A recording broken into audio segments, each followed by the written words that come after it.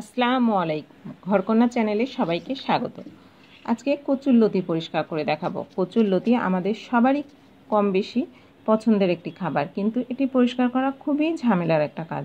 সেজন্য আমরা সহজে কচুরলতি কিনি না, সেজন্য এই মজার খাবারটা থেকে আমরা বঞ্চিত হই। কচুরলতিগুলো পরিষ্কার করার জন্য প্রথমে এখানে আমি একটা বড় গামলা নিয়েছি। গামলাতে সামান্য একটু লবণ দিয়ে কচুরলতিগুলো ভালোভাবে এখানে ভিজিয়ে রাখবো। 15 থেকে 20 মিনিট বা তার বেশি ভিজিয়ে রাখলে খুবই ভালো হয়।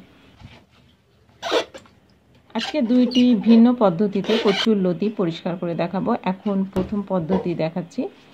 কচুরলতির ওপরে যে সবুজ চামড়ার মতো অংশ থাকে সেটা টান দিয়ে প্রথমে পরিষ্কার করে নিলাম। তারপরে একটা চাকু নিয়ে এইভাবে টান দিলে কিন্তু কচুরলতি পরিষ্কার হয়ে যাবে। আমরা সচরাচর এইভাবে কচুরলতি পরিষ্কার করে থাকি, কিন্তু কচুরলতিটা যেহেতু লবণ পানিতে আমি এটা ভিজিয়ে রেখেছি, সেজন্য উপরের অংশটা নরম হয়ে গেছে। আর দেখতেই পাচ্ছেন কত সহজে যে গাঢ় অংশটা আছে সেটা পরিষ্কার হয়ে গেল। আর উপরের সবুজ অংশটা পরিষ্কার করা তুলনামূলক অনেক সহজ।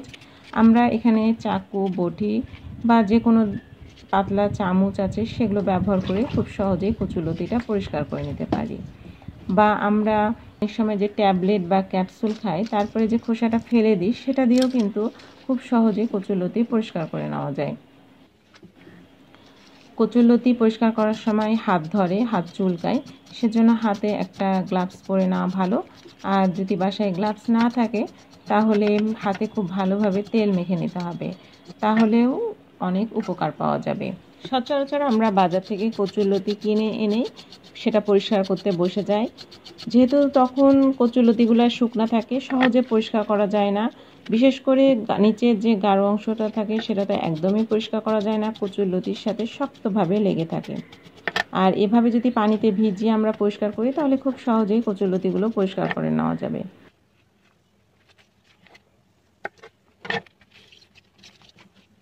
এখন আমি আপনাদেরকে দ্বিতীয় পদ্ধতিতে কচুরলতি পরিষ্কার করে দেখাবো। সেজন্য আমার লাগবে এই রকম তারের মাজনি বা তারের কয়েল।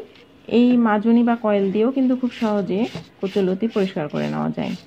এজন্য তারের মাজনিটাকে ঠিক এইভাবে কচুরলতির উপর ঘষে নিতে হবে, তাহলেই কচুরলতি খুব সহজেই পরিষ্কার করা হয়ে যাবে।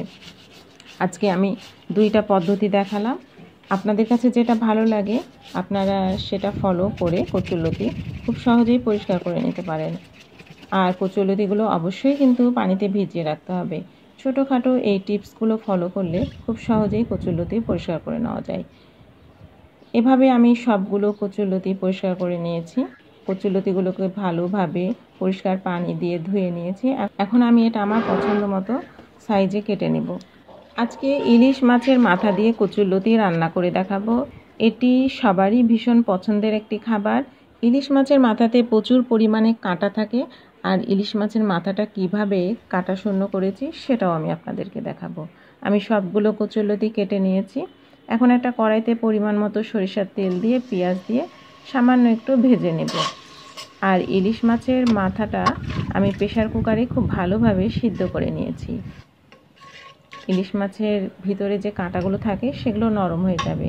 এই যে দেখেন, একটা কাঁটা আমি আপনাদেরকে তুলে দেখাচ্ছি, কাঁটাটা একদম নরম হয়ে গেছে, হাত দিয়ে ভাঙলে ভেঙে যাচ্ছে।